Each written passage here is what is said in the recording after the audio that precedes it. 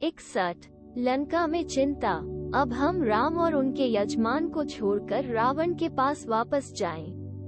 सभी भाषाओं के महान कवि अपने बुरे चरित्रों को भी सहानुभूति के साथ चित्रित करते हैं, जो कभी कभार अच्छाई की झलक दिखाते हैं। क्योंकि प्रकृति ने किसी को भी पूरी तरह से और अविश्वसनीय रूप से बुरा नहीं बनाया है। कवि का उद्देश्य पाठक के मन को अच्छाई, सात्विक मार्ग की ओर निर्देशित करना है। इस प्रयोजन के लिए वे अपने राजसिक और तामसिक चरित्रों को भी विकसित करने में अपनी समस्त कुशलता और शक्ति का उपयोग करते हैं। जो पाठक राजसिक और तामसिक गुणों से युक्त होता है, स्वाभाविक रूप से ऐसे पात्रों के प्रति सहानुभूति रखता है। औसत से भी नीचे के पाठक जो सात्विक तत्व से अछूते हैं, वे नायक और अन्य सात्विक पात्रों के कर्मों को अंध पूजा के लिए गढ़े गए कार्यों के रूप में मानते हैं और खुद को राजसिक और तामसिक वर्णों के साथ पहचानते हैं और यहाँ तक कि अपने स्वयं के रिश्तेदारों के रूप में दावा करते हैं। वे खुद को ऐसे चरित्रों से आकर्षित पाएंगे और काफी रुचि के साथ उनके कार्यों का पालन करेंगे। पैराडाइज लॉस्ट एक बाइबल विषय पर अंग्रेजी महाकाव्य दुनिया भर में प्रसिद्ध है। इस कविता में मिल्टन सर्वशक्तिमान और यीशु उनके आध्यात्मिक पुत्र और मानव अवतार के साथ साथ स्वर्गदूतों के कई आदेशों को चित्रित करते हैं। लेकिन महान महाकाव्य में सबसे प्रभावशाली चरित्र शैतान है, जिसने भगवान के खिलाफ विद्रोह किया और पाप और मृत्यु को इस दुनिया में लाया। अंग्रेजी कविता के आलोचक शैतान के चरित्र चित्रण में मिल्टन की अद्भुत सफलता की प्रशंसा करते हैं। इसी तरह महान नाटकीय कवि शेक्सपियर ने शाइलॉक, सूदखोर और कंजूस में एक अद्भुत चरित्र का निर्माण किया है। ऐसे तुच्छ गुणों के अवतार भी कवियों द्वारा साहस, दृढ़ संकल्प, ऊर्जा और अन्य अच्छे गुणों के रूप में प्रस्तुत किए जाते हैं, जो हमें आकर्षित करते हैं और उनके कालेपन के लिए एक उज्ज्वल पृष्ठभूमि के रूप में काम करते हैं। वाल्मीकि के रावण और कुंभकर्ण के चित्रों में भी हम उसी कलात्मक कौशल को देखते हैं। रसोइया जो सभी स्वादों को पूरा करता है, वो कड़वी सब्जियों को एक आकर्षक व्यंजन बनाने में अपना कौशल दिखाता है। तो क्या कवि शैतान को चित्रित करने में अपना कौशल दिखाता है? लंका में हनुमान ने जो हासिल किया था, उसके बारे में सोचकर राक्षस राजा कुछ लज्जित और भयभीत था। उन्होंने अपने मंत्रियों को बुलाया और उनसे सलाह ली। उन्होंने क्षमा प्रार्थी लहजे में शुरुआत की। जो हुआ वो कुछ अजीब और अप्रत्याशित है। अब तक हमारे शहर में किसी का प्रवेश नहीं हुआ है, लेकिन राम के इस दूत ने न केवल लंका में प्रवेश किया है, उसने कैद सीता से मुलाकात की है और उससे बात की है। उसने मंदिरों और महलों को नष्ट कर दिया है। उसने हमारे कुछ लोगों को मार डाला है, श्रेष्ठ योद्धाओं।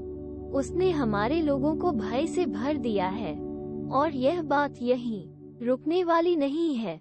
इसलिए हमें विचार करना होगा कि क्या किया जाना चाहिए।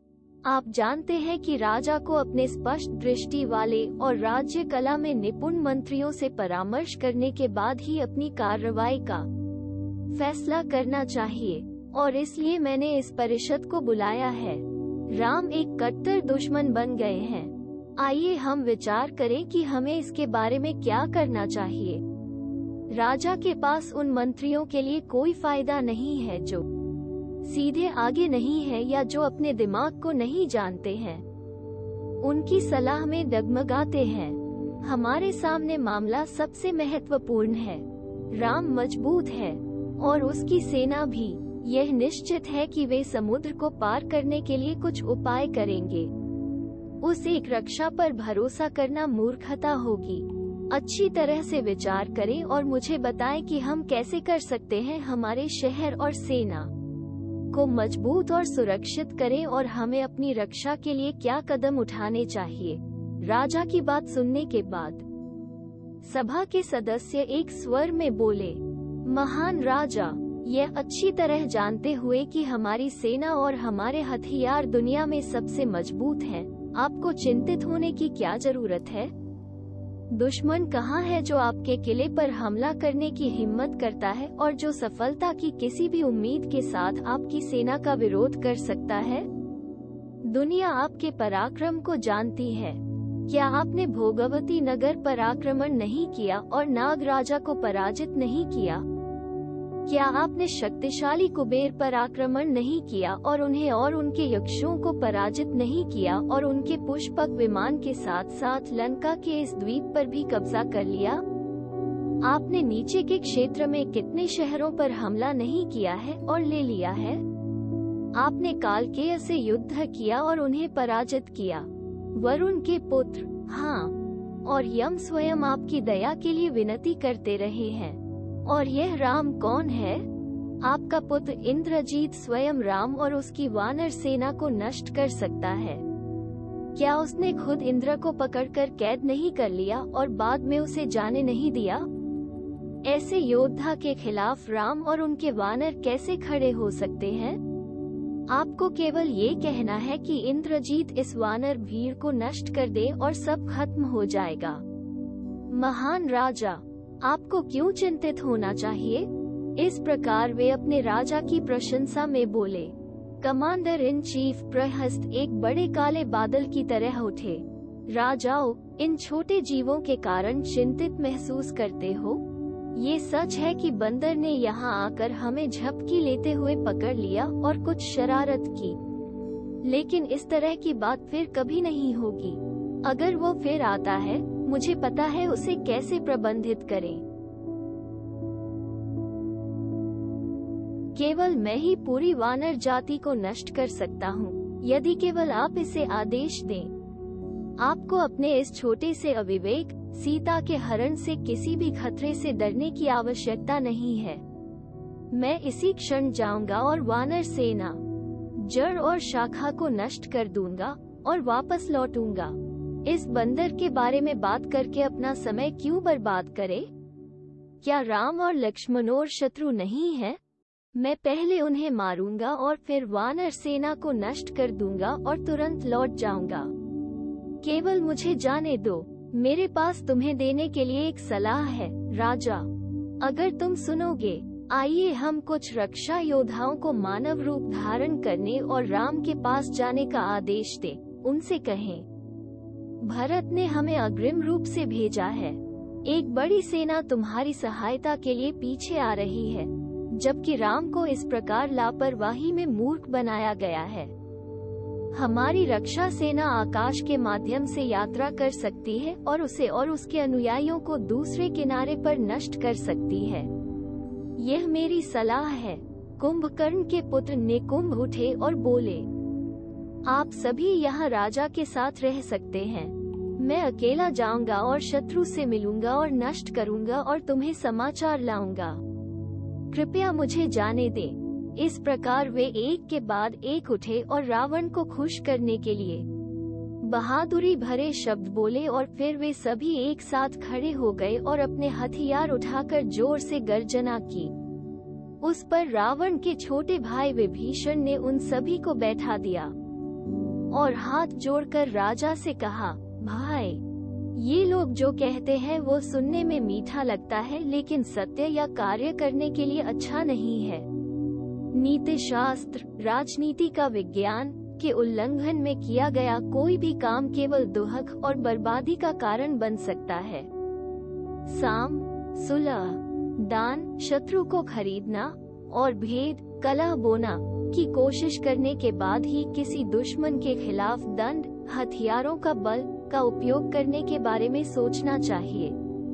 यदि आप इन लोगों की सलाह लेते हैं और अभी युद्ध शुरू करते हैं, तो इसका मतलब लंका और हम सभी का विनाश होगा।